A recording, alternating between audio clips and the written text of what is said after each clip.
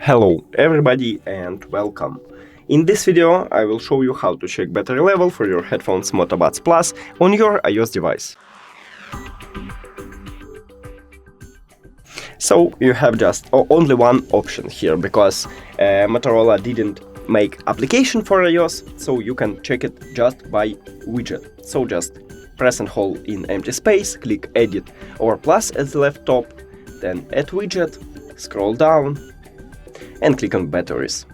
Now choose the best one widget for you, let's say that one, and click add widget.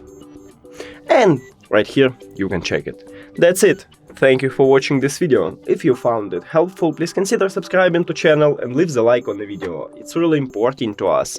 See you later!